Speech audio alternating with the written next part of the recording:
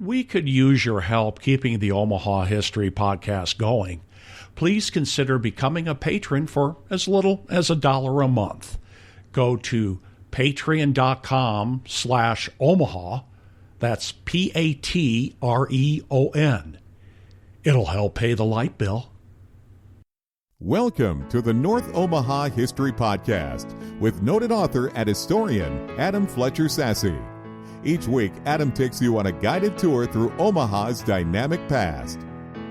With more than 24 houses that are 130 years old, a major metro area park, and a mysterious lost community hidden in a forest, the history of the Omaha View neighborhood, Adams Park, and Plum Nelly community are pretty tantalizing.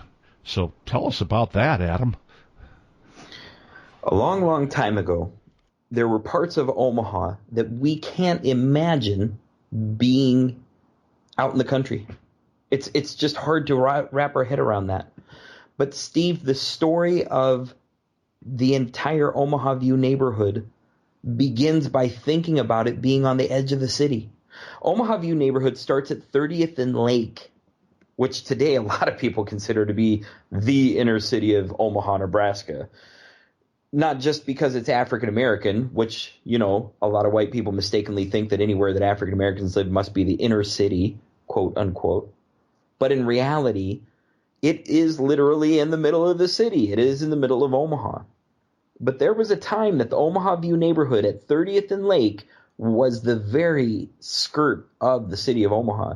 And during that time, a lot of things happened that still affect that community today. Even though people don't think about it, it still beats with the memory of what it used to be. Let's take a look at what Omaha View, that whole area, originally was. So Omaha is, you know, established in 1854. It's old enough to have parts of the city that have just churned over and over, and this is the story of the Omaha View neighborhood.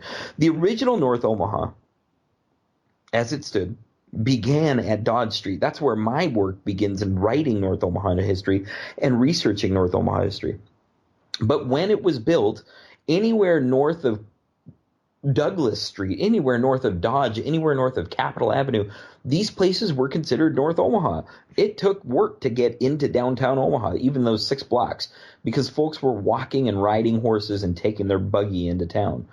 And so when somebody built a house way out at 30th and Lake Street in 1885, they were way out there.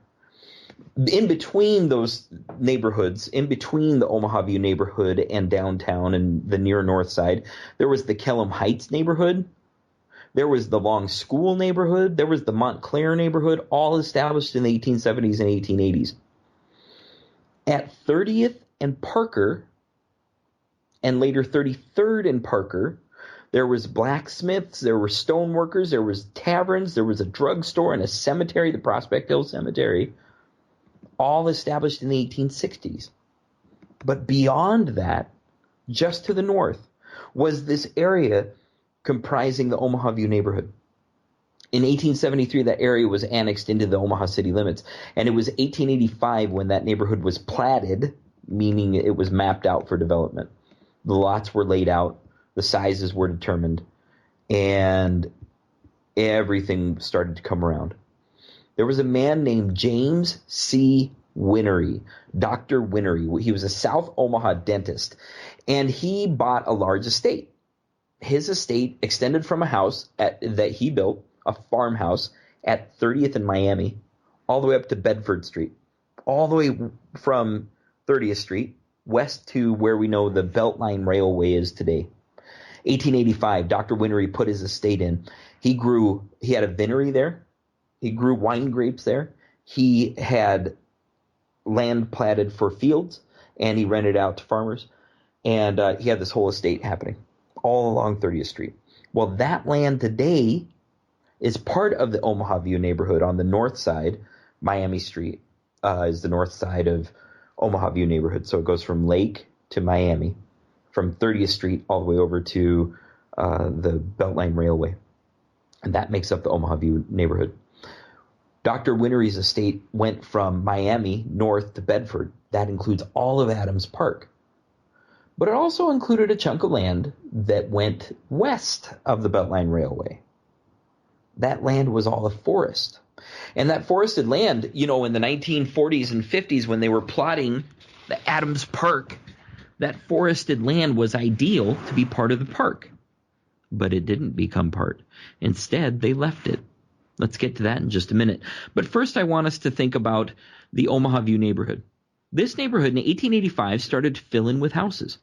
That's right, houses all over the place in 1885. If we think about the dates of that, Steve, we're talking about houses today that are 135 years old, and they still exist. Now, there were hundreds of houses built there originally, and those don't exist. But I have plotted out on my article at NorthOmahaHistory.com, many, more than 25 of these houses that are more than 135 years old this year.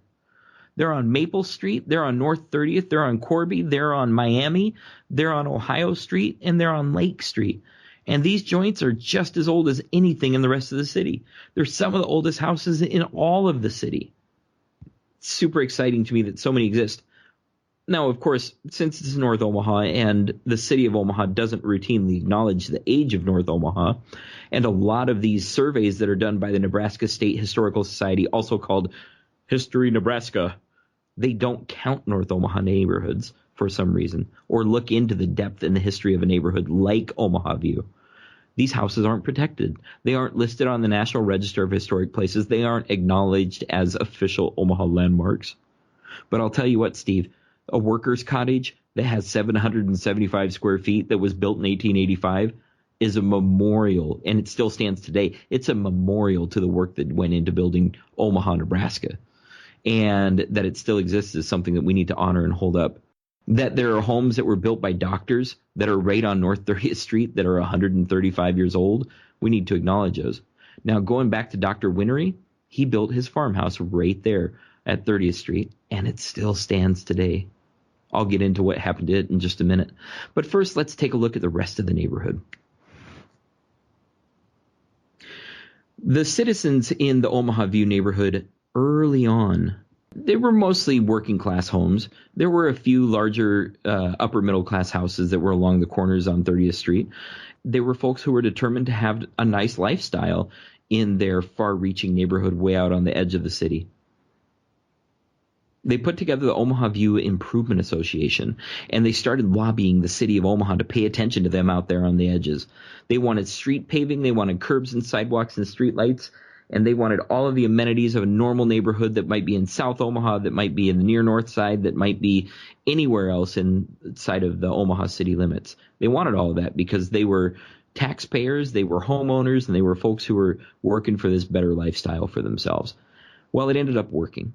They got those gas street lamps put in by the city council in 1894.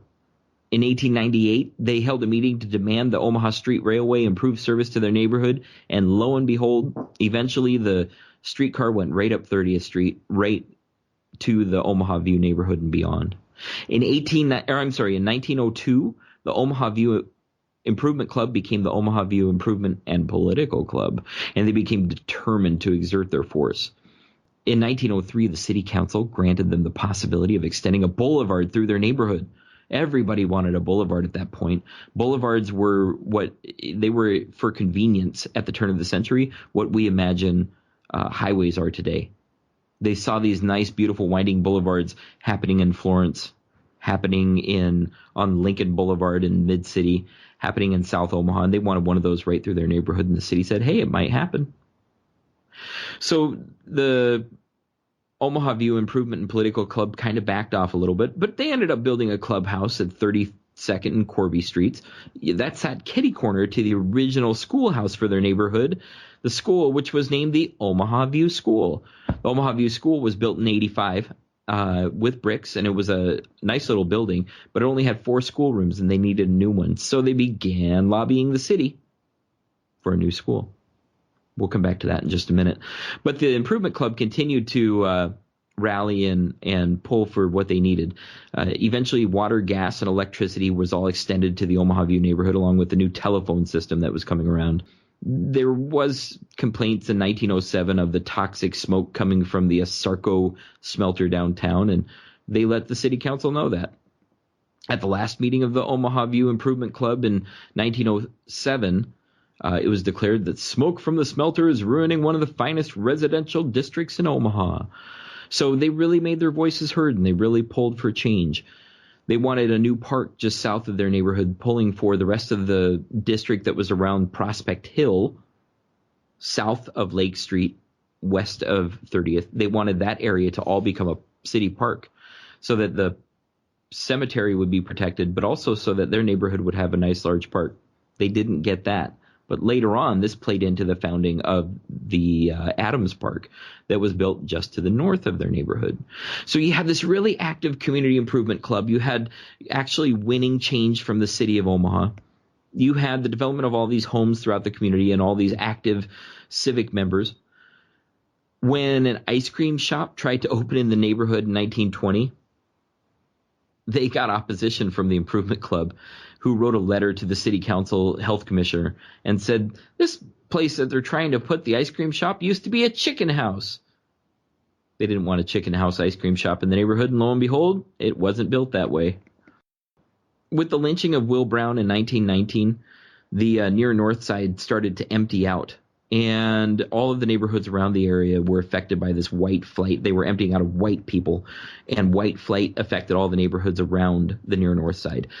The Omaha View neighborhood was right within that region. And when in 1936, when the United States government, Federal Homeowners Lending Corporation, developed their maps to inform investment in North Omaha, they carved part of Omaha View neighborhood into the dangerous zone to say that money shouldn't be spent there.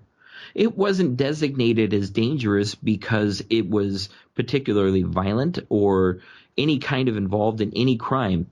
As a matter of fact, we even know this neighborhood fought against that because of their active improvement club. However, by the 1930s, the neighborhood was already predominantly African American, and because of white supremacy and racism, they designated the Omaha View neighborhood as being, quote, dangerous, just because black people live there. Well, that didn't stop the neighborhood from existing. That didn't stop the neighborhood from changing and morphing and becoming something different. In the 1940s, after World War II, the neighborhood started calling for change again. By then, the boulevard that the city had promised in the turn of the century had become the John A. Creighton Boulevard, which runs to the west of the Omaha View neighborhood. The John A. Creighton Boulevard in the west of the Omaha View neighborhood. That ended up coming through. But after the turn of the war, after the war ended, in the 1940s, the Adams Park was established. Adams Park was established as kind of a gimme. It was a reward for the neighborhood's long perseverance. And it was a big park that had the boulevard running through the middle of it, but not a lot of other amenities for a long time. However, that didn't stop other places from coming in. The Omaha View neighborhood was surrounded by churches. It didn't have any in the middle of it per se, but Pella Lutheran Church was right at 30th and Ohio, or 30th and Wirt Street. And Pella Lutheran Church ended up moving, and the building became Hope Lutheran Church. It was an African-American congregation established in 1942. Located on the north side of 30th and Ohio was another building that was called the Hills. It was built as the Hillside Congregational Church. It was a popular congregation for the neighborhood when it was white. However, once white people started moving out and African Americans moved in, it became the Hillside Presbyterian Church. That was all the way back in 1926. And Hillside Presbyterian was a very successful congregation. It was a small building, but it had hundreds and hundreds of members and a really popular choir that played at churches throughout the city. Hillside Presbyterians survived there until it was burned down in 1937. Another church that moved into the neighborhood was the Sharon Seventh-day Adventist Church that moved in 2000 into the site of the former Salem Baptist Church, which moved into the neighborhood in 1971. So lots of churches around the Omaha View neighborhood. Lots of businesses, too, that have come in throughout the years. Most famously might have been Dr. Winnery's own estate that was right there and with its vineyards and whatnot. But maybe the most vivacious business in the neighborhood was Mary's Chicken Hut. Mary's Chicken Hut moved into Dr. Winery's former country home at 2722 North 30th Street, and they stayed there for almost 20 years from the 1930s into the 1950s. Now, Mary's Chicken Hut, that was a place that the Omaha Police Department liked to look at with a shady eye, and their morals squad used to break up the racket there with police officers, shaking down the business because it was filled with people of color. Regardless, charges against the owner that they included things like keeping a common ill-guarded house and keeping a disorderly house, as well as dice and gambling and prostitution. Those charges went on for 20 years, Steve, but they were never proven. So it went on, and the neighborhood kept growing and changing. Lots of other businesses came and went throughout the years as well. In 1990, the Afro-American bookstore opened up at 32nd and Lake Street on the edge of the Omaha View neighborhoods. It's a wholly independent African-American business selling books by African-American authors and older favorites too. So it's a super important place for the entire community.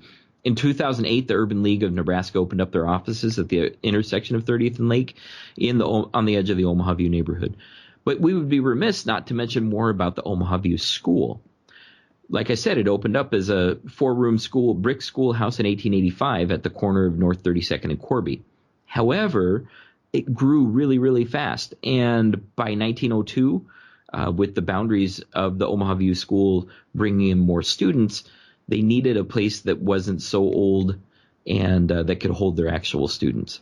So in 1908, the Omaha Public Schools voted to rebuild the Omaha View School on 30th Street. They wanted a brand new building with 16 rooms, and they hired the Omaha architects Fisher and Lowry to design the facility. It began as being a copy of the new Lothrop School that was over in that neighborhood, but instead they added more eccentricities to the building and made it really something special. And when the Omaha View School opened up, it was a sight for everybody to behold. It was on the edge of the estate that belonged to Dr. Winery, and it was a really special building, really beautiful building. Eventually, that school was renamed for the first superintendent of the Omaha schools, whose name was Howard Kennedy. And today, Howard Kennedy School continues to do spectacular work. It's partnered with the brand new Highlander neighborhood to make sure that students from that neighborhood are part of this powerful public school system that can transform lives and make things different. It also has a nice addition that was put on in 1957 to house more students, and that continues to serve the school today. There were lots of other developments that happened throughout the years that affected the Omaha View neighborhood. You know, the Pleasant View housing projects and the Hilltop housing projects and the Spencer Street housing projects were all built all around the Omaha View neighborhood and really affected property values and different things throughout the years. However, the Coca-Cola bottling plant was built just to the north of the development, north of Adams Park, and it was very influential for a number of years in terms of employment. And when they integrated, they definitely allowed the Omaha View neighborhood to become more sustainable and healthier for a while. Eventually, Omaha View began a decline, and things around the neighborhood started to change. But in the 1970s, Rowena Moore, who was a labor activist from North Omaha who worked in South Omaha in the meat packing industry, she ended up buying a house that was on the edge of the Omaha View neighborhood. Now, this edge of the neighborhood is kind of interesting for a lot of reasons, primarily among which it was seen as kind of a no man's land that was regarded as being plumb nearly in the city, but also nearly in the country. And it was called the Plum Nelly area. Plum Nelly was home to an informal neighborhood of low-income African Americans, folks who lived off the grid, per se. There were small houses that were built back in the neighborhood, but more importantly, there were shacks that were built back in a forest just west of Adams Park. One of the most famous families that lived in the Plum Nelly neighborhood was a family led by a Baptist minister. This Baptist minister's name was Earl Little. Earl Little was an organizer for the United Negro Improvement Association. That was Marcus Garvey's organization dedicated to Pan-Africanism and moving African Americans back to Africa. He really saw that blacks banding together could do more help for each other than any integration efforts that were happening in the 1920s when he first moved to Omaha. Now, in 1926, his family was visited when he was out of town. They were visited by men in white hoods who rode up to the house on horses. And these men in white hoods, men, if we can call them that, really, they threw fire bombs at the house, Steve. And they threatened the family, his mom and her 3 kids. They threatened their lives. The fire bombs didn't burn down the house, but they scared the bejesus out of the Little family. And that family ended up moving away. They moved to Detroit. And their son became a super involved and active member of his school. He was really successful in high school, joined the football team, and was a star football player because of his size. He was tall, 6'3", 6'4". Anyway, Malcolm Little ended up dropping out of high school and becoming involved in crime. He was called Detroit Red before he went to jail. And when he was in jail, he had a conversion. When he came out, he was known as Malcolm X. That's right, Malcolm X grew up right in the Plum Nelly neighborhood. At least for a while, a couple of years of his life. I have a story of his early life in Omaha on NorthOmahaHistory.com if you're interested. But the Plum Nelly neighborhood kept going on after the Littles left in 1926. And the neighborhood existed all the way into, it still exists today. And folks can go see the remnants of what's there, including visiting the forest that was there by going to the backside of Martin Luther King Elementary School, just west of Adams Park. Today, Steve, there's no historical acknowledgments of the Omaha View neighborhood. Despite the houses that are more than 120 years old and all the notable locations and history that affected the entire city, Omaha View is excluded from the City of Omaha's Landmark Heritage Preservation Commission scans, surveys, and reports. Nothing in the neighborhood has been designated as an official Omaha landmark or listed on the National Register of Historic Places either. But that shouldn't stop us from appreciating the beauty, wonder, and legacy of the Omaha View neighborhood. And that's a little introduction to what it was. Thanks for listening to the North Omaha History Podcast with noted author and historian Adam Fletcher Sasse. Join us next week as Adam takes you on another guided tour through Omaha's dynamic past.